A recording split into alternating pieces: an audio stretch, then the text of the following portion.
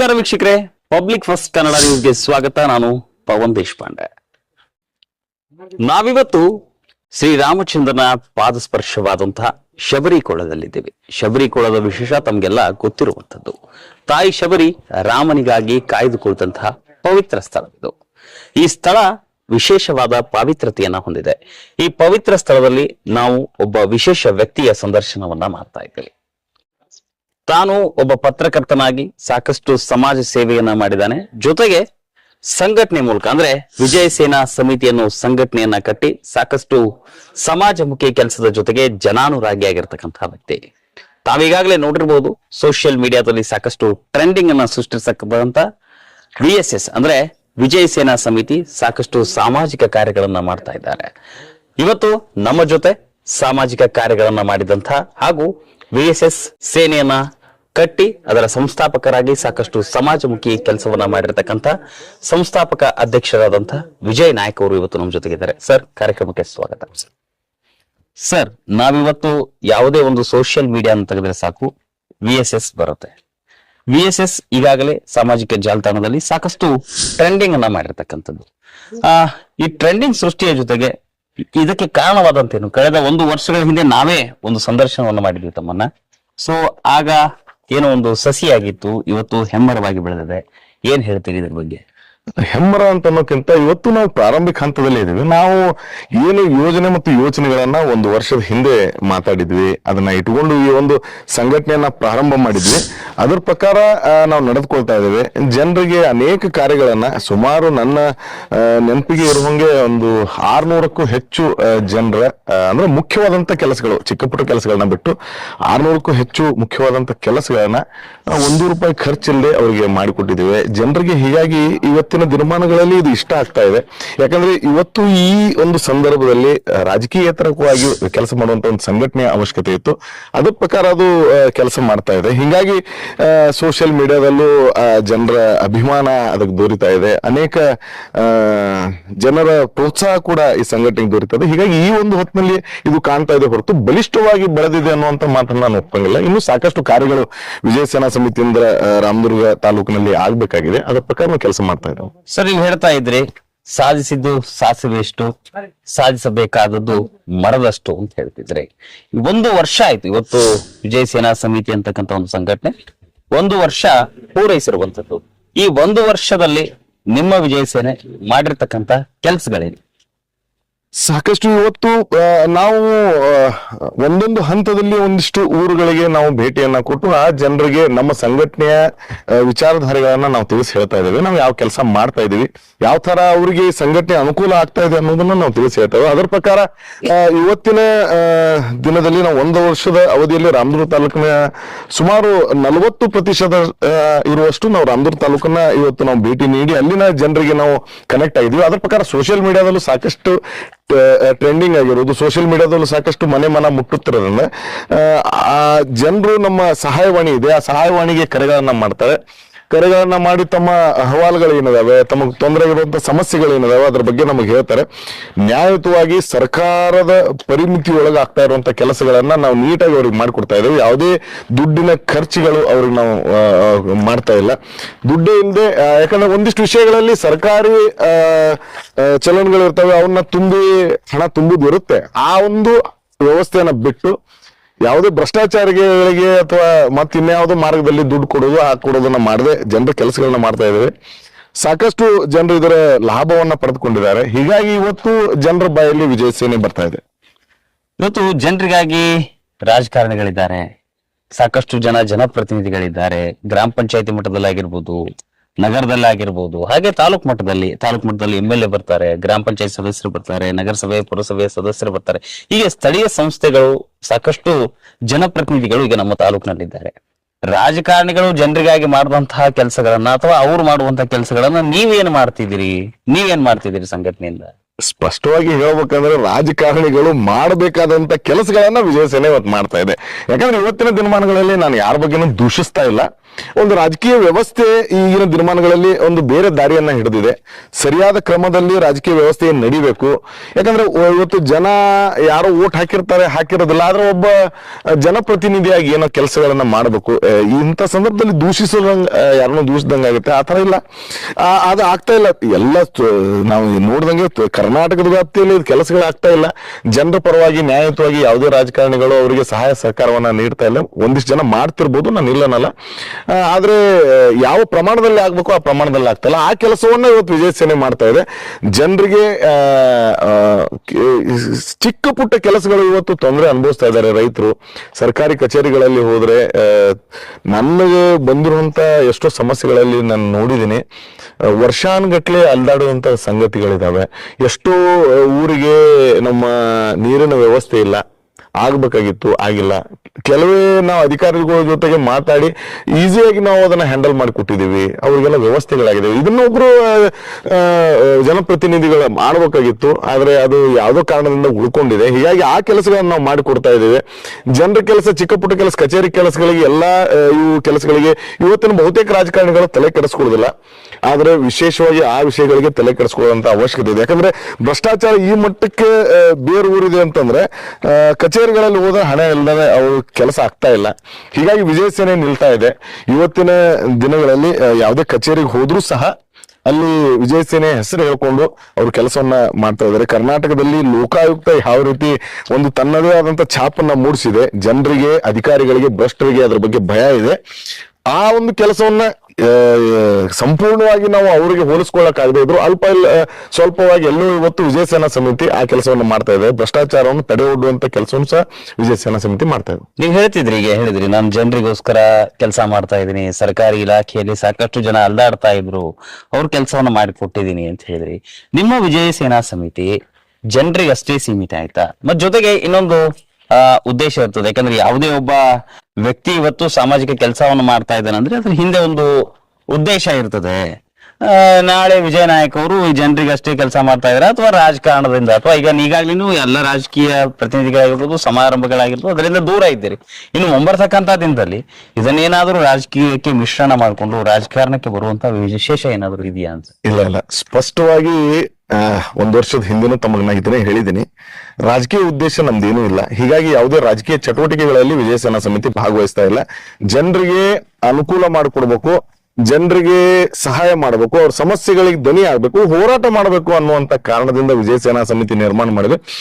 ಯಾಕಂದ್ರೆ ಇವತ್ತಿನ ದಿನಮಾನಗಳಲ್ಲಿ ಅದೇ ಪರಿಸ್ಥಿತಿ ಉಂಟಾಗಿದೆ. ನಾವೇನೋ ಒಂದು ಕೆಲಸ ಮಾಡ್ತಾ ಇದೀವಿ ಅಂದ್ರೆ ರಾಜಕೀಯ ಉದ್ದೇಶದಿಂದ ಅವ್ರು ಮಾಡ್ತಾ ಇದ್ದಾರೆ. ಹಿಂದೆ ಇವರು ರಾಜಕೀಯ ಬೆಂಬಲಿತ ಇದ್ದಾರೆ, ಅದೊಂದು ಪಕ್ಷ, ಅದೊಂದು ಪಾರ್ಟಿ, ಅದೊಂದು ಜನಪ್ರತಿನಿಧಿ ಇವ್ರಿಗೆ ಬೆಂಬಲಿತ. ನಮಗೆ ಯಾರು ಬೆಂಬಲ ಇಲ್ಲ. ವಿಜಯ ಸೇನಾ ಸಮಿತಿಗೆ ಬೆಂಬಲ ಇರೋದು ನಮ್ಮ ಸಾರ್ವಜನಿಕರ ಬೆಂಬಲವಾಗಿ ಇವತ್ತು ವಿಜಯ ಸೇನಾ ಇದೆ. ಅದೇ ರೀತಿ ವಿಜಯ ಸೇನೆಗೆ ಸಾರ್ವಜನಿಕರ ಬೆಂಬಲ ಸಿಗ್ತಾ ಇದೆ. ಹೀಗಾಗಿ ಇವತ್ತು ವಿಜಯ ಸೇನಾ ಸಮಿತಿ ನಾವು ರಾಜಕೀಯೇತರವಾಗಿ ನಾವು ಕೆಲಸವನ್ನ ಮಾಡ್ತಾ ಇದ್ದೇವೆ. ನಮಗೆ ಯಾವುದೇ ರಾಜಕಾರಣದ ಉದ್ದೇಶ ಇಲ್ಲ.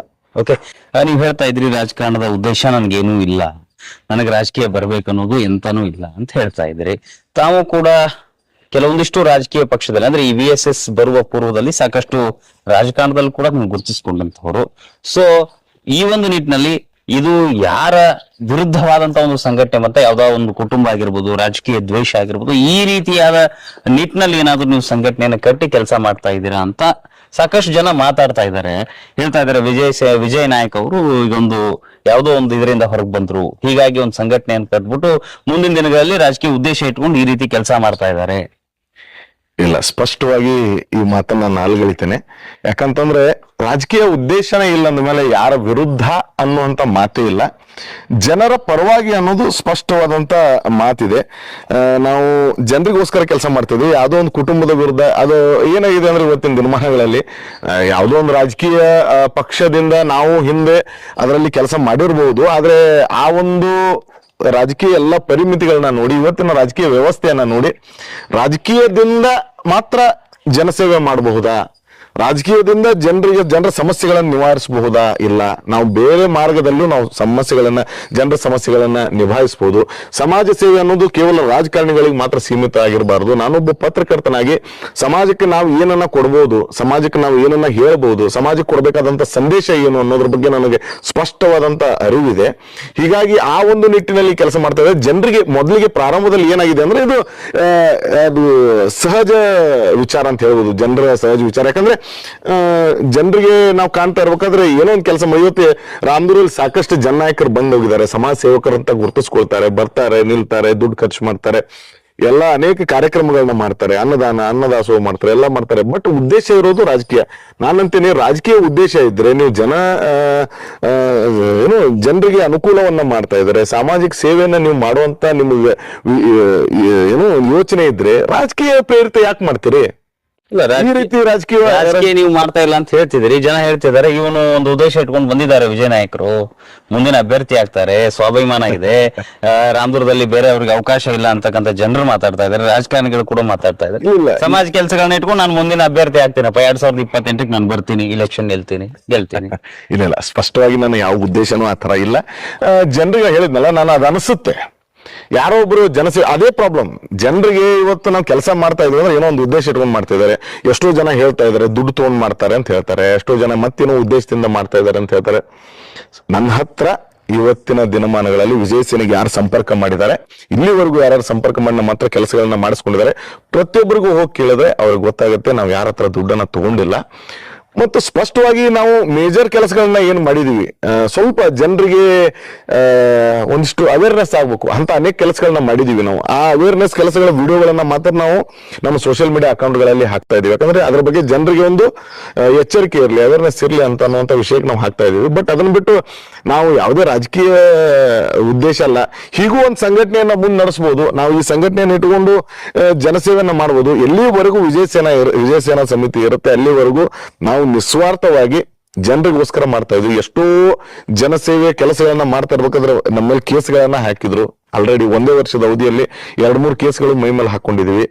ಅದ್ರ ಬಗ್ಗೆ ನಮಗೆ ಯೋಚನೆ ಇಲ್ಲ. ಯಾಕಂದ್ರೆ ಈ ಜನಸೇವೆಯಲ್ಲಿ ಈ ಒಂದು ಫೀಲ್ಡ್ ನಲ್ಲಿ ಬಂದಿದೀವಿ ಅಂತಂದ್ರೆ ಅದೆಲ್ಲ ಸರ್ವೇ ಸಾಮಾನ್ಯ. ಒಬ್ರಿಗೆ ಅನುಕೂಲ ಆಗುತ್ತೆ ಅಂದ್ಮೇಲೆ ಒಬ್ರಿಗೆ ತೊಂದರೆ 100ಕ್ಕೆ 100ರಷ್ಟು ಆಗುತ್ತೆ. ನಾನು ರಾಜಕಾರಣಿ ಅಲ್ಲ, ನ್ಯಾಯ ಯಾರ ಕಡೆ ಅವ್ರ ಕಡೆ ಮಾತಾಡ್ತೀನಿ. ವೋಟಿಂಗ್ ಆಗಿ ನಾನು ಯಾರ ಸಹಾಯ ಸಹಕಾರವನ್ನ ಮಾಡ್ತಾ ಇಲ್ಲ, ಜನರಿಗೋಸ್ಕರ ಜನಸೇವೆಗೆ ಮಾಡ್ಬೇಕನ್ನುವಂತ ಉದ್ದೇಶಕ್ಕೆ. ಯಾಕಂದ್ರೆ ನನಗೆ ವೋಟಿಂಗ್ ಅನ್ನುವಂತ ವಿಚಾರ ಇತ್ತಂದ್ರೆ ಇಬ್ರು ಯಾರೋ ಜಗಳ ಮಾಡ್ಕೊಂಡು ಅಥವಾ ಏನೋ ಒಂದು ನ್ಯಾಯ ನಮ್ ಕಡೆ ತಗೊಂಡ್ ಬಂದಿದ್ದಾರೆ ಅಂದ್ರೆ ಇವ್ರ ಮಾತು ಕೇಳ್ಬೇಕಂದ್ರೆ ನಾನು ಕಾಂಪ್ರಮೈಸ್ ಮಾಡಿಸಿ ಇಬ್ಬರ ಮಧ್ಯದಲ್ಲಿ ಮಧ್ಯಸ್ಥಿಕೆ ಮಾಡಿಸ್ಕೊಂಡು ಕಳಿಸುವಂತ ಕೆಲಸ ಆಗುತ್ತೆ. ಈ ವ್ಯಕ್ತಿಗೆ ನ್ಯಾಯ ಕೊಡಿಸುವಂತ ಕೆಲಸವನ್ನ ನನ್ನ ಹತ್ರ ಮಾಡ್ಲಿಕ್ಕೆ ಆಗೋದಿಲ್ಲ. ನಾನು ವೋಟಿಂಗ್ ಉದ್ದೇಶ ಹಿಂದ್ಗಡೆ ಇತ್ತಂದ್ರೆ. ಬಟ್ ಇವತ್ತಿನ ದಿನಗಳಲ್ಲಿ ನಾವು ಮಾಡ್ತಾ ಇರುವಂತ ಕೆಲಸ ಏನಿದೆ ಅಂತಂದ್ರೆ ಯಾವ ಉದ್ದೇಶಕ್ಕಲ್ಲ, ನ್ಯಾಯದ ಪರವಾಗಿ ನಾವು ನಿಂತಿದ್ವಿ. ಇಲ್ಲಿವರೆಗೂ ನಾನು ನಿಮ್ಗೆ ಹೇಳಿದಂಗೆ ಸುಮಾರು 600ಕ್ಕೂ ಹೆಚ್ಚು ಮಹತ್ವದ ಅಂದ್ರೆ ಇಂಪಾರ್ಟೆಂಟ್ ಕೇಸ್ಗಳನ್ನ ನಾವು ಹ್ಯಾಂಡಲ್ ಮಾಡಿಕೊಟ್ಟಿದ್ವಿ. ಚಿಕ್ಕ ಪುಟ್ಟ ಕೇಸ್ಗಳಂತಂದ್ರೆ 1000 ಮೇಲೆ ನಾವು ಕೇಸನ್ನ ಹ್ಯಾಂಡಲ್ ಮಾಡಿಕೊಟ್ಟಿರ್ಬೋದು. ಸಣ್ಣ ಪುಟ್ಟ ಕೇಸ್ಗಳು ಎಲ್ಲರಿಗೂ ನೀವು ಮಾತಾಡಿದ್ರೆ, ಜನಗಳಲ್ಲಿ ಕೇಳಿದ್ರೆ, ಹಳ್ಳಿಗಳಲ್ಲಿ ಇವತ್ತು ನಾವು ಯಾವ್ಯಾವ ಹಳ್ಳಿಗಳನ್ನ ಮುಟ್ಟಿದ್ವಿ ಅಲ್ಲಿ ಕೇಳಿದ್ರೆ ಯಾವುದೇ ಅಪೇಕ್ಷೆ ಇಲ್ಲದೆ ಇದು ಕೆಲಸ ಮಾಡ್ತಾ ಇದಾರೆ ಅನ್ನುವಂತ ಮಾತನ್ನ ಅವ್ರು ಹೇಳ್ತಾರೆ. ನೀವು ಹೇಳ್ತಿದ್ರಿ ಸಾಕಷ್ಟು ಜನಮನವನ್ನ ನಮ್ಮ ಸಂಘಟನೆ ಮುಟ್ಟಿದೆ, ನೊಂದವರ ಧ್ವನಿಯಾಗಿ ಸಮಸ್ಯೆ ಅಂತ ಬಂದವರಿಗೆ ಅದಕ್ಕೆ ಒಂದು ಸಾಂತ್ವನ ಹೇಳುವಂತಹ ಮತ್ತು ಪರಿಹಾರವನ್ನ ಕಂಡುಕೊಳ್ಳುವಂತಹ ಕೆಲಸವನ್ನ ಮಾಡಿದ್ದೀರಿ ಅಂತ ಹೇಳ್ತಿದ್ರಿ. ಈಗ VSS ಸಾಕಷ್ಟು ನ್ಯಾಯಪರವಾದಂತಹ ಕೆಲಸವನ್ನ ಮಾಡಿದ್ದೀರಿ. ಇದು ಕೇವಲ ವಿಜಯ ನಾಯಕಿಂದ ಆಗುತ್ತೆ ಅಂದ್ರೆ ಸಾಧ್ಯ ಇಲ್ಲ, ನಿಮ್ಮ ಸಂಘಟನೆಯಿಂದ ಆಗತ್ತೆ. ಯುವಕರಾಗಿರ್ಬೋದು, ಅದಕ್ಕೆ ಸಾಕಷ್ಟು ಸಲಹೆ ಸಹಕಾರವನ್ನು ಕೊಡುವಂತದ್ದು, ಕಾನೂನಾತ್ಮಕ ಸಲಹೆಗಳನ್ನ ಕೊಡುವಂತವ್ರು, ಸಮಾಜಮುಖಿಯಾಗಿ ವಿವಿಧ ಜಾತಿ ಧರ್ಮದ ಒಂದು ಜನರ ಸಂಘಟನೆ ಆಗಿರ್ಬೋದು. ಯಾಕಂದ್ರೆ ಸಂಘಟನೆ ಅನ್ನೋದು ಕೇವಲ ವ್ಯಕ್ತಿಯಿಂದ ಅಲ್ಲ, ಸಂಘಟನೆ ಅಂದ್ರೆ ಕೇವಲ ಜನರಿಂದ ಆಗಿರ್ತಕ್ಕಂಥದ್ದು. ಇಷ್ಟು ನ್ಯಾಯಪರವಾದಂತಹ ಕೆಲಸವನ್ನು ಮಾಡಿದಿರಿ, ಇದು ಹೇಗೆ ಸಾಧ್ಯ? ಇಲ್ಲ, ನಾವು ಮೊದಲಿಗೆ ನಾವು ಇದನ್ನ ಪ್ರಾರಂಭ ಮಾಡ್ಕೊಂಡಾಗ, ವಿಜಯ ಸೇನಾ ಸಮಿತಿ ಪ್ರಾರಂಭ ಮಾಡ್ಕೊಂಡಾಗ ನಮಗೂ ಒಂದು ವಿಚಾರ, ಒಂದು ಅಂಕಿ ಸಂಖ್ಯೆಗಳ ಒಂದು ರೇಂಜ್ ಅನ್ನು ನಾವು ಫಿಕ್ಸ್ ಮಾಡ್ಕೊಂಡಿದ್ದೀವಿ. ಇಲ್ಲಿವರೆಗೂ ಹೋಗ್ಬೋದು ಇಲ್ಲ. ಬಟ್ ನಾವು ಏನ್ ಅನ್ಕೊಂಡಿದೀವಿ ಅದರ 10 ಪಟ್ಟು 20 ಪಟ್ಟರಷ್ಟು ನಮಗೆ ಅಭಿಮಾನ ದೊರೀತಾ ಇದೆ, ಜನರ ಪ್ರೋತ್ಸಾಹ ಮತ್ತು ಬೆಂಬಲ ದೊರೀತಾ ಇದೆ. ಜನರು ಇವತ್ತು ಆ ಒಂದು ವಿಜಯ ಸೇನಾ ಸಮಿತಿಯನ್ನ ಒಪ್ಕೊಳ್ತಾ ಇದ್ದಾರೆ. ಹೀಗಾಗಿ ನಮ್ ಜೊತೆ ಗುರುತಿಸ್ಕೊಳ್ತಾ ಇದ್ದಾರೆ. ಪ್ರಾರಂಭಿಕ ಹಂತದಲ್ಲಿ ನಾವು ವಿಚಾರ ಮಾಡಿದಾಗ ವಿಜಯ ಸೇನಾ ಸಮಿತಿ ಅನ್ನೋದು ಹೋರಾಟಕ್ಕೆ ಸೀಮಿತ ಆಗ್ಬೇಕು. ಹೋರಾಟಕ್ಕೆ ನಮಗೆ ಪ್ರತಿಯೊಂದು ಹಳ್ಳಿಗಳಲ್ಲಿ 2ರಿಂದ 3 ಜನ ನಮಗೆ ನಮ್ಮ ವಿಜಯ ಸೇನಾ ಸಮಿತಿ ಕಾರ್ಯಕರ್ತರಂದ್ರೆ ತಪ್ಪಾಗುತ್ತೆ, ಸದಸ್ಯರಂದು ತಪ್ಪಾಗುತ್ತೆ. ವಿಜಯ ಸೇನಾ ಸಮಿತಿಯ ಕುಟುಂಬ ಕುಟುಂಬ ಅನ್ಬೋದು, ಕುಟುಂಬ ಅಂತ ಅನ್ಬೋದು. ಅವರು 2-3 ಜನ ನಮ್ಮ ಪ್ರತಿಯೊಂದು ಹಳ್ಳಿಗಳಲ್ಲಿ ಶಿಕ್ಷಿತ ಯುವಕರು. ಅಂದ್ರೆ ಸಾಮಾಜಿಕವಾಗಿ ನಾವು ಹೋರಾಡ್ತಾ ಇರ್ಬೇಕಾದ್ರೆ ಸ್ವಲ್ಪ ಕಾನೂನಿನ ಅರಿವು ಇರಬೇಕು, ದಾಖಲಾತಿಗಳ ಅರಿವು ಇರಬೇಕು. ಹಿಂಗಾಗಿ ಶಿಕ್ಷಿತ ಯುವಕರಂತ ನಾನಿಲ್ಲಿ ಸ್ವಲ್ಪ ಒತ್ತಿ ಹೇಳ್ತಾ ಇದ್ದೇನೆ. 2-3 ಜನ ನಾವು ಪ್ರತಿಯೊಂದು ಹಳ್ಳಿಗಳಲ್ಲಿ ಈ ಒಂದು ಯುವಕರ ಸಂಘಟನೆಯನ್ನ ಮಾಡಿಕೊಂಡು ನಾವು ಮುಂದುವರಿಬೇಕು. ಸುಮಾರು ರಾಮದುರ್ಗ ತಾಲೂಕಿನಲ್ಲಿ 137 ಹಳ್ಳಿಗಳಿದಾವೆ. ಹಳ್ಳಿಗಳಲ್ಲಿ ಎಲ್ಲ ಸೇರ್ಕೊಂಡೊಂದು 300 ಜನದ ಒಂದು ತಂಡವನ್ನ ರಚನೆ ಮಾಡಿಕೊಂಡು ನಾವು ಪ್ರತಿಯೊಂದು ಹಳ್ಳಿಯಿಂದ ಈ ಕೆಲಸವನ್ನ ಮಾಡ್ಬೇಕು ಅನ್ನುವಂತ ಒಂದು ಯೋಚನೆಯಲ್ಲಿ 1 ವರ್ಷದ ಹಿಂದೆ ನಾವು ಮಾತಾಡಿದ್ದೇ. ಆ ಒಂದು ಪ್ರಕಾರ ಹೋದಾಗ ನಮಗೆ ದೊರೀತಾ ಇರುವಂತ ಬೆಂಬಲ ಯಾವ ರೀತಿ ಇದೆ ಅಂದ್ರೆ, ಸುಮಾರು 1600ಕ್ಕೂ ಹೆಚ್ಚಿನ ಜನ ಯುವ ಸದಸ್ಯರು ಇವತ್ತು ವಿಜಯ ಸೇನಾ ಸಮಿತಿಗೆ ಜಾಯ್ನ್ ಆಗಿದ್ದಾರೆ. ಎಷ್ಟು ಹುರುಪಿನಿಂದ ಅಥವಾ ಎಷ್ಟೊಂದು ಎನರ್ಜೆಟಿಕ್ ಆಗಿ ಅವ್ರು ಕೆಲಸ ಮಾಡ್ತಾ ಇದ್ದಾರೆ ಅಂತಂದ್ರೆ, ಆ ಹಳ್ಳಿಗಳಲ್ಲಿ ನಾವು ಮಾಡಬೇಕಾದಂತ ಕೆಲಸಗಳನ್ನ ನಾವು ಹೇಳ್ಕೊಟ್ಟಂಗೆ ಅವರೇ ಮಾಡ್ತಾ ಇದ್ದಾರೆ. ಹೀಗಾಗಿ ನಮ್ಮ ಹೋರಾಟ ಒಂದು ರೇಂಜ್ ಮುಟ್ಟಿದೆ ಅಂತ ನಾವು ಹೇಳ್ಬೋದು. ಇವತ್ತು ನಾನೇನು ಯೋಚನೆ ಮಾಡಿ ಕೆಲಸ ಮಾಡ್ತಾ ಇದ್ದೇನೆ ಜನರಿಗಾಗಿ, ಅದು ಯುವ ಸಮೂಹ ಇವತ್ತು ಅದಕ್ಕೆ ರೆಡಿ ಆಗ್ತಾ ಇದೆ, ಹೋರಾಟಕ್ಕೆ ರೆಡಿ ಆಗ್ತಾ ಇದ್ದಾರೆ. ಇದರಿಂದ ನಾವು ಒಂದು ಅರ್ಥ ಮಾಡ್ಕೊಳ್ಬಹುದು, ಒಳ್ಳೆ ರಿಸಲ್ಟ್ ಸಿಗ್ತಾ ಇದೆ ಅಂತ ಅನ್ನೋದನ್ನ ಅರ್ಥ ಮಾಡ್ಕೊಳ್ಬಹುದು. ನೀವ್ ಹೇಳ್ತಾ ಇದ್ರಿ ಸದಸ್ಯರಂದ್ರೆ ತಪ್ಪಾಗತ್ತೆ, ಪದಾಧಿಕಾರಿಗಳಂತ ತಪ್ಪಾಗತ್ತೆ ಅಂತ ಹೇಳ್ತಿದ್ರಿ. ಹಾಗಾದ್ರೆ ನಿಮ್ಮ ವಿಜಯ ಸೇನಾ ಸಮಿತಿಯ ಕುಟುಂಬದ ಸದಸ್ಯರ ಸಂಖ್ಯೆ ಸುಮಾರು ನಾನು ಹೇಳಿದ್ನಲ್ಲ, ಈಗ ಒಂದು 1600ಕ್ಕೂ ಹೆಚ್ಚಿನ ಯುವ ಕುಟುಂಬಸ್ಥರು ಅಂತ ಹೇಳ್ಬೋದು. ಕಾರ್ಯಕರ್ತರು ತಪ್ಪಾಗತ್ತೆ, ಕುಟುಂಬಸ್ಥರು ಅಂತ ಹೇಳ್ತೀನಿ. ಯುವಕರು ನಮ್ ಜೊತೆ ಗುರುತಿಸ್ಕೊಂಡಿದ್ದಾರೆ. ಈಗ ಆಲ್ರೆಡಿ ಸೋಷಿಯಲ್ ಮೀಡಿಯಾದಲ್ಲಿ ಆಕ್ಟಿವ್ ಆಗಿ ಕೆಲಸಗಳನ್ನ ಮಾಡ್ತಾ ಇದ್ದಾರೆ. ಅವರ ಊರುಗಳಲ್ಲಿ ನಾವು ಒಂದು ಕಂಡೀಷನ್ ಹಾಕ್ತಿವಿ, ಯಾವ ಯುವಕರು ಬಂದಿರ್ತಾರೆ, ನಾವು ಅವ್ರನ್ನೆಲ್ಲ ಇಲ್ಲಿ ಯಾವ್ದೋ ಹೋರಾಟಕ್ಕೆ ಬಂತ ನಿಲ್ಲಿಸುವಂತ ಕೆಲಸವನ್ನು ಮಾಡ್ತಾ ಇಲ್ಲ.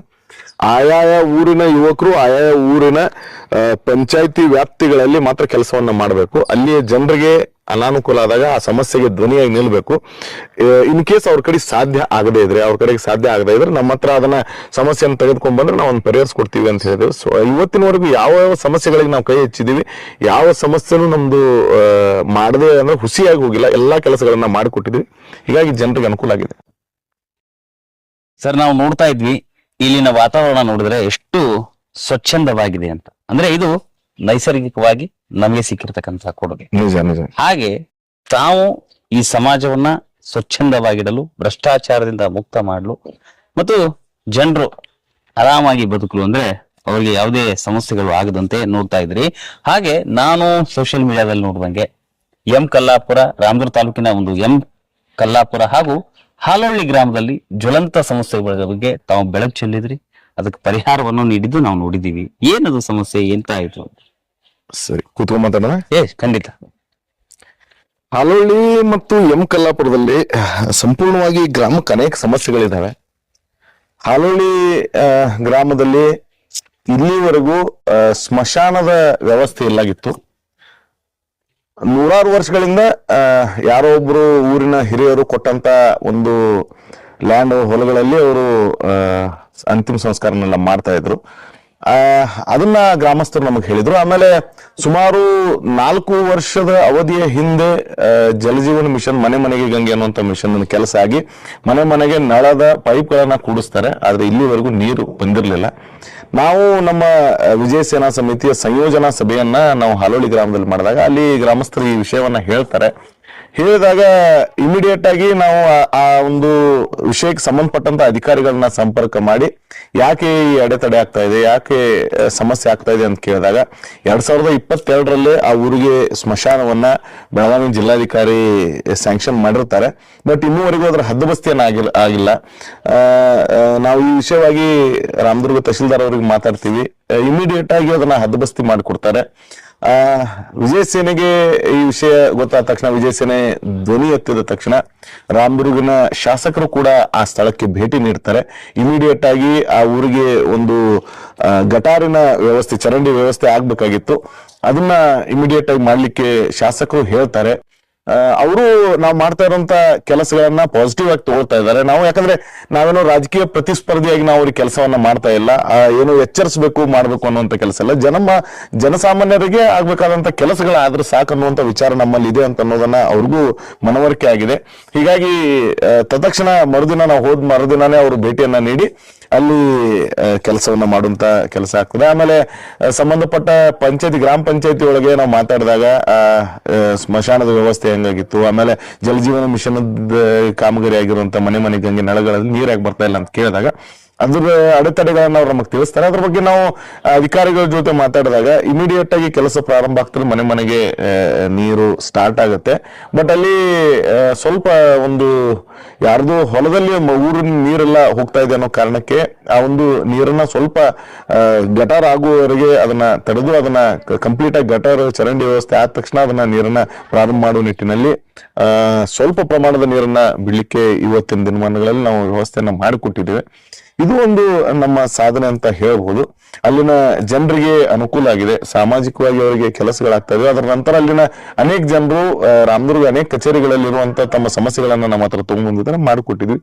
ಅದೇ ರೀತಿ ಕಲ್ಲಾಪುರ ಬಗ್ಗೆ ಹೇಳ್ಬೇಕಂದ್ರೆ ನಾವು ಮೊನ್ನೆ ಕಲ್ಲಾಪುರ ಗ್ರಾಮಕ್ಕೆ ಭೇಟಿ ನೀಡಿದಾಗ ಚರಂಡಿ ಕಾಮಗಾರಿ ಪ್ರಾರಂಭ ಆಗಿ 6 ತಿಂಗಳುಗಳ ಗತಿಸಿರ್ತಾವೆ. ಆದ್ರೆ ಆ ಕಾಮಗಾರಿ ಅರ್ಧಕ್ಕೆ ನಿಂತಿರುತ್ತೆ, ಕಾಮಗಾರಿ ನಡೀತಿರ್ಲಿಲ್ಲ. ಏನೋ ಒಂದು ಯಾವುದೋ ಒಂದು ಕಾರಣದಿಂದ ಅಲ್ಲಿ ಇದ್ದಂತ ಗುತ್ತಿಗೆದಾರ ಕೆಲಸವನ್ನ ಮಾಡ್ತಾ ಇರ್ಲಿಲ್ಲ. ಹೀಗಾಗಿ ಆ ವಿಷಯವನ್ನ ನಾವು ಮಾತಾಡಿ ಸಮಸ್ಯೆ ಏನಾಗಿತ್ತು ಅಂದ್ರೆ ಆ ಒಂದು ಚರಂಡಿ ಕಾಮಗಾರಿಗೆ ತೋಡಿದಂತ ತೆಗ್ಗುಗಳು ಗಟಾರಿನ ದೊಡ್ಡ ತೆಗ್ಗಾಗಿ ಅಲ್ಲಿ ನೀರು ಶೇಖರಣೆಗೊಂಡು ಆ ನೀರಿನಿಂದ ಊರಲ್ಲಿ ಚಿಕನ್ ಗುನ್ಯಾ ಹರಡ್ತಾ ಇತ್ತು, ವೈರಲ್ ಫೀವರ್ಗಳು ಬರ್ತಾ ಇದ್ವು. ಹೀಗಾಗಿ ನಾವು ಅದನ್ನ ರಾಮದುರ್ಗ ಸ್ಥಳೀಯ ಆರೋಗ್ಯ ಅಧಿಕಾರಿಗಳಿಗೆ ಮಾತಾಡಿದಾಗ ಅವರು ಅದನ್ನ ಕಾರಣ ಹೇಳಿದ್ರು. ಚಿಕನ್ ಗುನ್ಯಾ ಆಗ್ತಾ ಇದೆ ಜನರಿಗೆ, ಸುಮಾರು 40-50 ಜನಕ್ಕೆ ಚಿಕನ್ ಗುನ್ಯಾ ಆಗಿ ಸರ್ಕಾರಿ ಆಸ್ಪತ್ರೆಗಳಲ್ಲಿ ದಾಖಲಾತಿ ಆಗಿದ್ದು ನಮ್ ಗಮನಕ್ಕೆ ಬಂದಾಗ ಅಲ್ಲಿ ಭೇಟಿ ನೀಡಿ ಪಂಚಾಯತಿ ಅಧಿಕಾರಿಗಳಿಗೆ ನಾವು ಮಾತಾಡಿದಾಗ ಇಮಿಡಿಯೇಟ್ ಆಗಿ 2 ದಿನಗಳಲ್ಲಿ ವಾಪಸ್ ಕಾಮಗಾರಿ ಪ್ರಾರಂಭ ಮಾಡಿದ್ದಾರೆ. ಹೀಗಾಗಿ ಇದಕ್ಕೆ ವಿಜಯ ಸೇನಾ ಸಮಿತಿ ಕೆಲಸ ಅನ್ನುವಂತ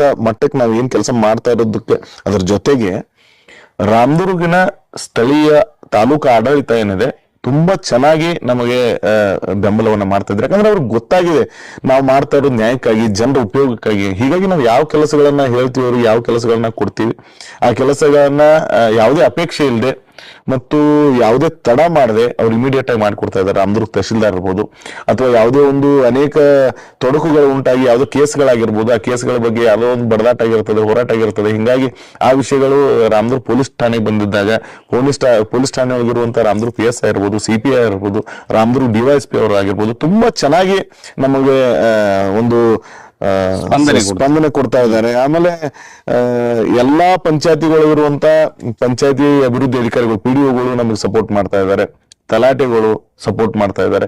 ಎಲ್ಲಾ ಇಲಾಖೆ ಇದು ಅಂತಲ್ಲ, ರಾಮದುರ್ಗದ ಸರ್ವೆ ಡಿಪಾರ್ಟ್ಮೆಂಟ್ ಆಗಿರ್ಬೋದು, ಆಮೇಲೆ ಅರಣ್ಯ ಇಲಾಖೆ ಆಗಿರ್ಬೋದು, ಆರೋಗ್ಯ ಇಲಾಖೆ ಆಗಿರ್ಬೋದು, ಯಾವುದೇ ಇಲಾಖೆ ಒಳಗೂ ಹೇಳಿದ್ರೆ ಎಲ್ಲಾ ಅಧಿಕಾರಿಗಳು ಇಷ್ಟು ಚೆನ್ನಾಗಿ ಕೆಲಸ ಮಾಡ್ತಾ ಇದ್ದಾರೆ. ಯಾಕೆ ಅವ್ರನ್ನ ಜನರು ದೂಷಿಸ್ತಾರೆ ಅನ್ನೋದು ಗೊತ್ತಿಲ್ಲ. ಬಹುತೇಕವಾಗಿ ಅವ್ರ ಹಂತಕ್ಕೆ ಒಂದು ವಿಷಯ ಹೋದ ತಕ್ಷಣ ಅವ್ರು ಇಮಿಡಿಯೇಟ್ ಆಗಿ ಸ್ಪಂದಿಸ್ತಾ ಇದ್ದಾರೆ. ಬಟ್ ಇಲ್ಲಿವರೆಗೂ ಅದು ಆಗ್ತಾ ಇರ್ಲಿಲ್ಲ. ವಿಜಯ ಸೇನಾ ಕೆಲಸವನ್ನು ಮಾಡ್ತಾ ಇದ್ರು. ಹೇಳಿದ್ರಿ ನೀವು ಜನರ ಸಮಸ್ಯೆಗೆ ಧ್ವನಿಯಾಗಿದ್ದೀವಿ ಅಂತ ಹೇಳಿ. ಸಾಕಷ್ಟು ಜನ ವೈಯಕ್ತಿಕ ತೊಂದರೆನ ಅನುಭವಿಸ್ತಾ ಇರ್ತಾರೆ. ನಾನು ನೋಡ್ತಾ ಇದ್ದಂಗೆ ಒಂದು ವಿಡಿಯೋ ನೋಡಿದೆ ನಾನು ನಿಮ್ದು. ಏನಂದ್ರೆ ಯಾವುದೋ ಒಬ್ಬ ವ್ಯಕ್ತಿ ಬರ್ತಾನೆ, ಏನೋ ಒಂದು ಕೆಲಸದ ಆಮಿಷಕ್ಕೆ ಒಳಗಾಗಿ ತನ್ನ ಇರ್ತಕ್ಕಂಥ ಒಂದು ಪುಟ್ಟ ಜಮೀನನ್ನು ಮಾರಿ ಕೂಡ ದುಡ್ಡನ್ನ ಕೊಟ್ಟು ಮೋಸ ಹೋಗಿರ್ತಾನೆ. ಆ ಮೋಸ ಹೋದಂತ ಒಬ್ಬ ವ್ಯಕ್ತಿಗೆ ನ್ಯಾಯ ಕೊಡಿಸಿರುವಂತದ್ದು ಏನದು ಪ್ರಕರಣ ಅಂತ? ಇಲ್ಲ, ಅನೇಕ ಪ್ರಕರಣಗಳು ಬಂದಿದ್ದಾವೆ ವಿಜಯ ಸೇನಾ ಸಮಿತಿಗೆ. ಆದ್ರೆ ಇದು ಒಂದು ಮಹತ್ವದ ಪ್ರಕರಣ ಅಂತ ಹೇಳ್ಬೋದು. ಸುಮಾರು 15 ಲಕ್ಷ ರೂಪಾಯಿ ಹಣ ರಾಮದುರ್ಗದ ಒಬ್ಬ ಅಧಿಕಾರಿಗೆ, ಸರ್ಕಾರಿ ಅಧಿಕಾರಿಗೆ ಅವರು ಕೊಟ್ಟಿರ್ತಾರೆ. ಒಂದು ಅರಣ್ಯ ಇಲಾಖೆಯಲ್ಲಿ ಕೆಲಸ ಕೊಡಿಸ್ತೀನಿ ಅಂತ ಹೇಳ್ಕೊಂಡು 15 ಲಕ್ಷ ಹಣವನ್ನ ಕೊಟ್ಟಿರ್ತಾರೆ.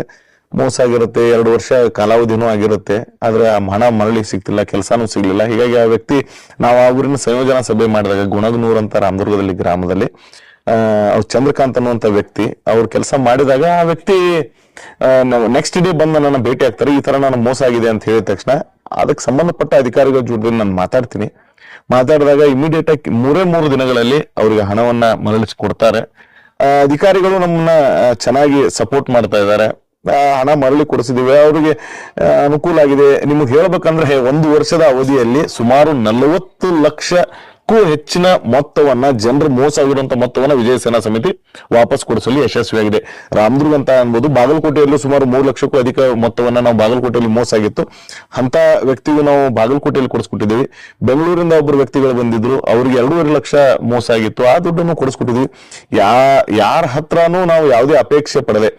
ನಾವು ಹೆಂಗಂದ್ರೆ ಈ ಅಧಿಕಾರಿಗಳ ಜೊತೆ ಯಾರೊಬ್ಬರು ಅಧಿಕಾರಿಗಳು ತಪ್ಪು ಮಾಡಿದಾರೆ ಅಂದ್ರೆ ಅಧಿಕಾರಿಗಳ ಬಗ್ಗೆ ನಾವು ಎಲ್ಲೋ ಪ್ರಚಾರ ಮಾಡಿ ಅಪಪ್ರಚಾರ ಮಾಡಿ ಅಥವಾ ಅವ್ರಿಗೆ ಏನಾದ್ರೂ ಹೆದರಿಸಿ ಬೆದರಿಸಿ ನಾವೇನೋ ಕಾರ್ಯವನ್ನು ಮಾಡೋಕ್ಕಿಂತ ಅವ್ರಿಗೆ ಅನುಕೂಲಕರವಾಗಿ ನಾವು ಅವ್ರಿಗೂ ಹೆಂಗ್ ಮಾಡ್ಕೊಟ್ಟಿದ್ವಿ ಕೆಲಸ ಅಂತಂದ್ರೆ ಅವ್ರಿಗೂ ತೊಂದರೆ ಆಗಿರ್ಬಾರ್ದು. ಏನೋ ಒಂದು ಅಪ್ಪಿತಪ್ಪಿ ಒಂದೊಂದು ತಪ್ಪುಗಳಾಗಿರ್ತವೆ, ಅವ್ರನ್ನೆಲ್ಲ ನಾವೆಲ್ಲ ಅದನ್ನ ದೊಡ್ಡದ್ ಮಾಡಿ ಅವ್ರ ಮೇಲೆ ಕ್ರಮ ಕೈಗೊಳ್ಳೋಂಗ್ ಮಾಡಿದ್ರೆ ಸುಮ್ಮನೆ ಸಮಸ್ಯೆಗಳಾಗ್ಬಾರ್ದು. ಪಾಪ ಅವ್ರಿಗೂ ಒಂದು ಜೀವನ ಇರುತ್ತೆ ಅನ್ನೋ ದೃಷ್ಟಿಯಿಂದ ಅವ್ರಿಗೂ ಮೊದಲ ಬಾರಿಗೆ ನಾವು ಇದನ್ನ ಒಂದು ಎಚ್ಚರಿಕೆ ಅಂತ ಕೊಟ್ಟು ಈ ತರ ಇನ್ನೊಂದು ಆಗದೇ ಇರಲಿ ಅನ್ನುವಂತ ಸ್ಪಷ್ಟ ಸಂದೇಶವನ್ನು ಅವ್ರಿಗೆ ಕೊಟ್ಟಿದ್ದೀವಿ. ಹೀಗಾಗಿ ಕೆಲಸವನ್ನ ಮಾಡಿಕೊಟ್ಟಿದ್ದೀವಿ, ಜನರಿಗೆ ಅನುಕೂಲ ಆಗಿದೆ. ಹೇಳಿದಂಗೆ 40 ಲಕ್ಷಕ್ಕೂ ಅಧಿಕವಾದಂತ ಮೊತ್ತವನ್ನ ನಾವು ಜನರಿಗೆ ಕೊಡಿಸಲು ಯಶಸ್ವಿಯಾಗಿದೆ.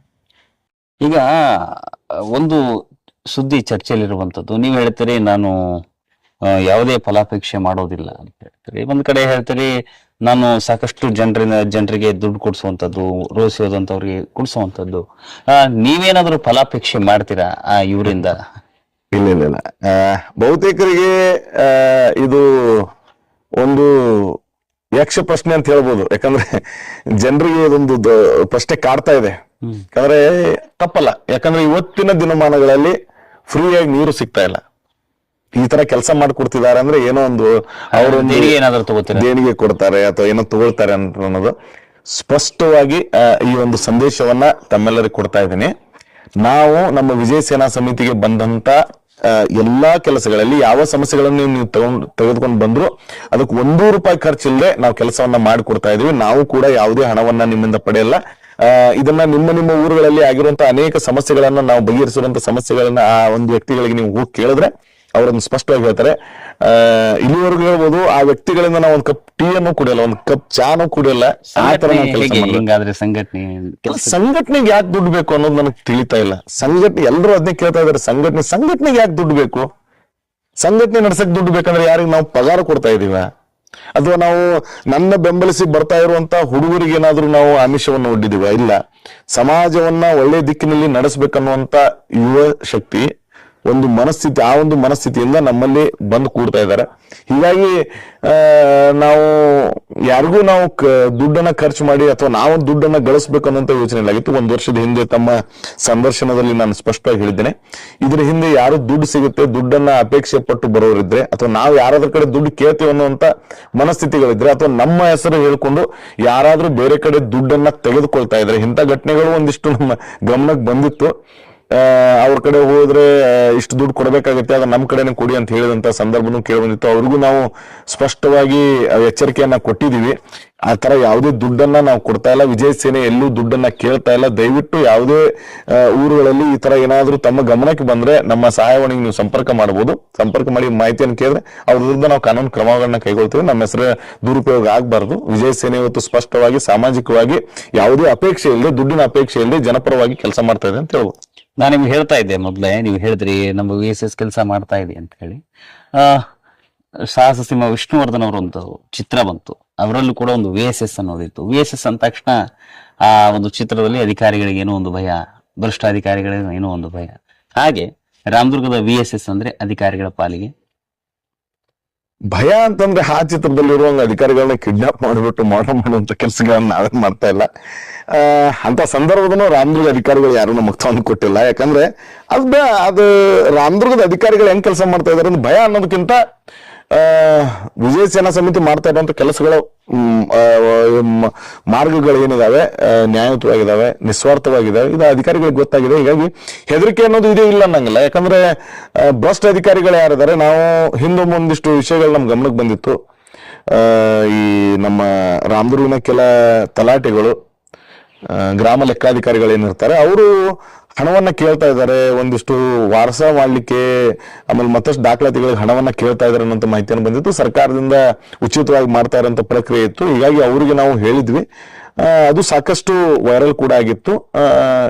ಅದಾದ ನಂತರ ನಾನು ಕೇಳ್ಪಟ್ಟಿದ್ದೀನಿ, ಅವರು ತಮ್ಮಲ್ಲಿ ಚರ್ಚೆ ಮಾಡ್ಕೊಂಡು ಯಾರಾದ್ರೂ ಆತರ ಮಾಡ್ತಾ ಇದ್ರೆ ಮಾಡಬೇಡಿ, ಯಾರ ಹತ್ರ ದುಡ್ಡು ತಗೊಳ್ಬೇಡಿ ಅಂತ ಪ್ರತಿಯೊಬ್ಬ ಗ್ರಾಮ ಲೆಕ್ಕಾಧಿಕಾರಿಗಳು ಅದನ್ನ ತಮ್ಮಲ್ಲೇ ಮಾತಾಡ್ಕೊಂಡು ಆ ಕೆಲಸವನ್ನ ನಿರ್ವಹಿಸಿದ್ದಾರೆ. ಹಿಂಗಾಗಿ ಭ್ರಷ್ಟರಿಗೆ ಸಿಂಹ ಸ್ವಪ್ನ ಅಂದ್ರೆ ತಪ್ಪಾಗಲ್ಲ, ಅದು ಒಳ್ಳೇದಲ್ಲ. ರಾಮದುರ್ಗದಲ್ಲಿ ನಾವು ಭ್ರಷ್ಟಾಚಾರ ನಿರ್ಮೂಲನೆ ಆಗ್ಬೋದು, 100% ನಮ್ಮ ಹತ್ರ ಮಾಡ್ಲಿಕ್ಕೆ ಸಾಧ್ಯ ಆಗುತ್ತೋ ಇಲ್ಲ ಗೊತ್ತಿಲ್ಲ. ಆದ್ರೆ ಕೆಲವಿಷ್ಟು ಹಂತಕ್ಕೆ ನಾವು ತಂದು ಹಚ್ಚಿದಾಗ ಇವತ್ತು ರಾಮದುರ್ಗದಲ್ಲಿ ಯಾವುದೇ ಕಚೇರಿಗೆ ಹೋದ್ರು ದುಡ್ಡನ್ನ ಕೇಳುವಂತ ವ್ಯವಸ್ಥೆ ಏನಾದ್ರು ಕಂಡು ಬಂದ್ರೆ ವಿಜಯ ಸೇನಾ ಸಮಿತಿ ಹೆಸರು ಹೇಳಿದ್ರೆ ಅವರಿಗೆ ಫ್ರೀ ಆಗಿ ಕೆಲಸ ಆಗುತ್ತೆ, ಮಾಡಿಕೊಡ್ತಾರೆ ಅನ್ನೋಂತ ಸಂಪೂರ್ಣ ಭರವಸೆ ನನಗಿದೆ. ಹೇಳಿದ್ರಿ ಈಗ ನೀವು VSS ನಾನು ಸ್ಥಾಪನೆ ಮಾಡಿದ್ದೀನಿ, ಕೆಲಸ ಮಾಡ್ತಾ ಇದ್ದೀನಿ ಅಂತ ಹೇಳಿ. ಅದರ ಜೊತೆಯಾಗಿ ಈಗ ಅದರ ಅಂಗಸಂಸ್ಥೆಯನ್ನು ಕೂಡ ಲೋಕಾರ್ಪಣೆ ಮಾಡ್ತಾ ಇರುವಂತದ್ದು, ಅದು ಭೀಮ್ ವಿಜಯ ಸೇನೆ ಅಂತ ಹೇಳಿ. ಏನಿದು ಭೀಮ್ ವಿಜಯ ಸೇನೆ? ಇಲ್ಲ, ಈಗ ಹಿಂದುಳಿದ ವರ್ಗ, ಆಮೇಲೆ ಪರಿಶಿಷ್ಟ ಜಾತಿ, ಪರಿಶಿಷ್ಟ ಪಂಗಡ, ದೀನ ದಲಿತರಿಗೆ ಅನುಕೂಲ ಆಗ್ಬೇಕನ್ನುವಂತ ಒಂದು ಉದ್ದೇಶ ವಿಜಯ ಸೇನೆಯಿಂದಾನೇ ಅದನ್ನ ಮಾಡ್ತಾ ಇದ್ರಲ್ಲ ಅಂತ ಅನ್ನಬಹುದು. ಆದ್ರೆ ನಮ್ಮ ಸಂಘಟನೆಯಲ್ಲಿ ಬಹಳಷ್ಟು ಜನ ಹಿಂದುಳಿದ ವರ್ಗಕ್ಕೆ ಸೇರಿದವರು, ಆಮೇಲೆ ದೀನ ದಲಿತರು ಎಲ್ಲರೂ ಸೇರ್ಕೊಂಡಿದ್ದಾರೆ. ಹೀಗಾಗಿ ಅವರ ಅನುಕೂಲಕ್ಕಾಗಿ ಒಂದು ಪ್ರತ್ಯೇಕವಾದ ವಿಂಗ್ ಅನ್ನ ಮಾಡ್ಬೇಕನ್ನೋದು. ಯಾಕಂದ್ರೆ ವಿಜಯ ಸೇನಾ ಸಮಿತಿ ಈಗ ನಾವು ಪ್ರಾರಂಭ ಮಾಡಿದಾಗ ಚೆನ್ನಮ್ಮ ಸೇನೆ ಅಂತ ವಿಜಯ ಸೇನಾ ಸಮಿತಿ ಒಂದು ಅಂಗ ಸಂಸ್ಥೆ ಚೆನ್ನಮ್ಮ ಸೇನೆ ಅಂತ ಒಂದು ಮಾಡಿದ್ವಿ. ಅದು ಸಂಪೂರ್ಣವಾಗಿ ಮಹಿಳೆಯರ ಪರವಾಗಿ ಕಾರ್ಯವನ್ನು ನಿರ್ವಹಿಸ್ತಾ ಇದೆ. ಯಾರೋ ಮಹಿಳೆಯರಿಗೆ ಅನಾನುಕೂಲಗಳಾದ್ರೆ ಅದನ್ನ ನಾವು ಪರಿಹರಿಸುವಂತ ಕೆಲಸವನ್ನ ಮಾಡ್ತಾ ಇದ್ವಿ. ಅದ್ರ ಪ್ರಕಾರ ಭೀಮ ವಿಜಯ ಸೇನೆ ಅನ್ನುವಂತ ಸಂಘಟನೆ ದೀನ ದಲಿತರ ಪರವಾಗಿ, ಹಿಂದುಳಿದ ವರ್ಗದವರ ಪರವಾಗಿ ಆಗ್ಬೇಕನ್ನುವಂತ ಒಂದು ಕೂಗು ಎಲ್ಲ ನಮ್ಮ ಹುಡುಗರಲ್ಲಿ ಕೇಳಿ ಬಂತು. ಹಿಂಗಾಗಿ ಅವರ ಒಂದು ವಿಚಾರಕ್ಕಾಗಿ, ಆಮೇಲೆ ಸ್ಪಷ್ಟವಾಗಿ ಒಂದು ವಿಂಗ್ ನಮ್ದು ದೀನ ದಲಿತರ ಪರವಾಗಿ, ಹಿಂದುಳಿದ ವರ್ಗದ ಪರವಾಗಿ ಇರಬೇಕು ಅನ್ನುವಂತ ಉದ್ದೇಶದಿಂದ ಭೀಮ ವಿಜಯ ಸೇನೆ ಹುಟ್ಟನ್ನು ಹಾಕಿದ್ವಿ. ಅದಕ್ಕೂ ಸಾಕಷ್ಟು ಜನಮನ ಸ್ಪಂದನೆ ಸಿಕ್ಕಿದೆ, ಒಳ್ಳೆಯ ಪ್ರೋತ್ಸಾಹ ಕೂಡ ದೊರೀತಾ ಇದೆ. ಓಕೆ, ಕೊನೆಯದಾಗಿ ಸರ್ ತಮಗೆ ಕೇಳ್ತಕ್ಕಂಥದ್ದು, ಈಗ VSS ಆಯ್ತು, ಚೆನ್ನಮ್ಮ ಸೇನೆ ಆಯ್ತು, ಹಾಗೆ ಅಂದ್ರೆ ಭೀಮ್ ವಿಜಯ ಸೇನೆ ಆಯ್ತು, ಇವೆಲ್ಲರೂ ಆದಿಯಾಗಿ ಅಂದ್ರೆ ಈ ಮೂರು ಸಂಘಟನೆಗಳು ಒಗ್ಗಟ್ಟಾಗಿ ಇದಕ್ಕೆ ಮೇನ್ ಬಾಸ್ ಇರತಕ್ಕಂಥದ್ದು ವಿಜಯ ಸೇನಾ ಸಮಿತಿ. ಇನ್ನು ಮುಂದಿನ ಕಾರ್ಯಗಳೇನು? ವರ್ಷ ಪೂರ್ತಿ ಆಯ್ತು, ಸಾಕಷ್ಟು ಸಂತೃಪ್ತಿ ಇದೆಯೋ ಅಥವಾ ಇಲ್ವೋ ಗೊತ್ತಿಲ್ಲ. ಆದ್ರೆ ಹೇಳಿದ್ರಿ, ನೀವು ಮೊದ್ಲಿಗೆನೆ ಹೇಳಿದ್ರಿ ಸಾಧಿಸಿದ್ದು ಸಾಸಿವೆ ಅಷ್ಟು, ಸಾಧಿಸೋದು ಇನ್ನು ತುಂಬಾ ಇದೆ ಅಂತ. ಮುಂದಿನ ಕಾರ್ಯಗಳೇನು ಕೊನೆಯದಾಗಿ? ಮುಂದಿನ ಕಾರ್ಯಗಳೇನಂದ್ರೆ ವಿಜಯ ಸೇನಾ ಸಮಿತಿ ಈ ಒಂದು ಪರಿಮಿತಿ ಏನಿದೆ, ನಾವು ಕಾರ್ಯ ಪರಿಮಿತಿ ಏನಿದೆ, ಏನ್ ಕೆಲಸ ಮಾಡ್ತಾ ಇದ್ದೀವಿ, ಇದರಲ್ಲಿ ಯಾವುದೇ ಬದಲಾವಣೆಗಳಾಗಲ್ಲ. ನಾವು ಯಾವುದೇ ಅಪೇಕ್ಷೆ ಇಲ್ಲದೆ, ಜನರಿಂದ ಯಾವುದೇ ಹಣವನ್ನ ಪಡೆಯದೆ ನಾವು ಜನ ಪರವಾಗಿ ನಾವು ಕೆಲಸವನ್ನ ಮಾಡಿಕೊಡ್ತಾ ಇದ್ದೇವೆ. ನ್ಯಾಯಯುತವಾಗಿ ಅವ್ರ ಕೆಲಸಗಳು ಇರಬೇಕು ಅನ್ನೋದು. ಹೀಗಾಗಿ ಈ ಒಂದು ಸಂದರ್ಶನದಲ್ಲಿ ಸಾಕಷ್ಟು ವಿಷಯಗಳ ಚರ್ಚೆಗಳು ಆಗಿದೆ. ಮುಂದೆ ವಿಜಯ ಸೇನಾ ಸಮಿತಿ ಇದೇ ಜನರ ಪರವಾಗಿನೇ ಕೆಲಸ ಮಾಡೋದು. ನಾವು ಯಾವುದೇ ಒಂದು ಉದ್ದೇಶಕ್ಕೆ, ಯಾವುದೇ ಒಂದು ಶೋ ಆಫ್ಗೆ, ಯಾವುದೇ ಒಂದು ನಾವು ಫೋಟೋಗಾಗಿ ಅಥವಾ ಯಾವುದೋ ಒಂದು ವಿಡಿಯೋಗಾಗಿ ನಾವು ಕೆಲಸವನ್ನ ನಿರ್ವಹಿಸ್ತಾ ಇಲ್ಲ. ಜನರಿಗೋಸ್ಕರ ಕೆಲಸವನ್ನ ಮಾಡುವಂತದ್ದಿದೆ. ಅದು ನಮ್ಮ ಹತ್ರ ಬಂದು ನಮ್ಮನ್ನ ಭೇಟಿಯಾಗಿ ನಮ್ಮ ಹತ್ರ ಕೆಲಸ ತಗೊಂಡಿರುವಂತ ಎಲ್ಲಾ ಜನರಿಗೆ ಇದ್ರ ಬಗ್ಗೆ ಗೊತ್ತಾಗಿದೆ. ಕ್ರಮೇಣ ಅಂದ್ರೆ ಸ್ವಲ್ಪ ಮಟ್ಟಿಗೆ ನಾವು ಅಪೇಕ್ಷೆ ಪಟ್ಟಿರೋದು ಕಡಿಮೆ ಇತ್ತು, ಆದ್ರೆ ಅದಕ್ಕಿಂತ ಹೆಚ್ಚಿಗೆ ನಮಗೆ ಸ್ಪಂದನೆ ದೊರೀತಾ ಇದೆ. ಇದಕ್ಕಿಂತ ಹೆಚ್ಚಿಗೆ ಸ್ಪಂದನೆ ರಾಮದುರ್ಗ ತಾಲೂಕಿನಲ್ಲಿ ದೊರೆಯುತ್ತೆ ಅನ್ನುವಂತ ಸಂಪೂರ್ಣ ಭರವಸೆ ಇದೆ. ಬೇರೆ ಸಂಘಟನೆಗಳಿಗೆ ನಮ್ಮ ವಿಜಯ ಸೇನೆಗೆ ಒಂದು ಟ್ಯಾಲಿ ಮಾಡಿ ಒಂದು ಕಂಪ್ಯಾರಿಟಿವ್ ಮಾಡಿದ್ರೆ ನಮ್ಮ ವಿಜಯ ಸೇನೆ ಸ್ಪಷ್ಟವಾಗಿ ನಿಸ್ವಾರ್ಥವಾಗಿ ನಾವು ಕೆಲಸವನ್ನ ಮಾಡ್ತಾ ಇದ್ದೀವಿ. ಯಾವುದೇ ದುಡ್ಡಿನ ಅಪೇಕ್ಷೆ ಇಲ್ಲ. ಹೀಗಾಗಿ ಅಧಿಕಾರಿಗಳು ನಮಗೆ ಸಹಕಾರವನ್ನ ನೀಡ್ತಾ ಇದ್ದಾರೆ. ಅದೇ ರೀತಿ ಯಾರೇ ಜನರ ಏನೇ ಸಮಸ್ಯೆಗಳಿದ್ರು ಅದರ ಪರವಾಗಿ ವಿಜಯ ಸೇನಾ ಸಮಿತಿ ಮುಂದೆ ಯಾವತ್ತೂ ಧ್ವನಿ ಎತ್ತುತ್ತೆ ಅಂತ ಹೇಳ್ತಾ ಇದ್ದೆ. ಓಕೆ ವೀಕ್ಷಕರೇ, ನೋಡಿದ್ರಲ್ಲ, ನಾನು ನಿಮ್ಗೆ ಮೊದಲು ಹೇಳಿದ್ದೆ, ಒಂದು ವಿಶೇಷವಾದ ಸ್ಥಳದಲ್ಲಿ ವಿಶೇಷ ವ್ಯಕ್ತಿಯ ಸಂದರ್ಶನವನ್ನ ಅಂತ ಹೇಳಿದ್ದೆ. ಈಗಾಗಲೇ VSS ಸಾಕಷ್ಟು ಸಮಾಜಮುಖಿ ಕಾರ್ಯಗಳ ಮೂಲಕ ಜನಾನರಾಗಿ ಆಗಿರತಕ್ಕಂಥದ್ದು. ಹಾಗೆ ಇನ್ನು ಹೆಚ್ಚಿನ ಒಂದು ಸಮಾಜ ಕಾರ್ಯಗಳು ಈ ವಿಜಯ ಸೇನಾ ಸಮಿತಿಯವರಿಂದ ಆಗಲಿ, ಹಾಗೆ ವಿಜಯನಾಯಕ್ ಅವರ ಸಾರಥ್ಯದಲ್ಲಿ ಮುಂದುವರಿಲಿ ಅಂತ ಹೇಳ್ತಾ ಇವತ್ತಿಗೆ ಈ ಕಾರ್ಯಕ್ರಮವನ್ನು ಮುಗಿಸ್ತಾ ಇದ್ದೀನಿ. ನಾಳೆ ಮತ್ತೊಬ್ಬ ಅತಿಥಿಯೊಂದಿಗೆ ಭೇಟಿ ಆಗ್ತೀನಿ. ನಮಸ್ಕಾರ.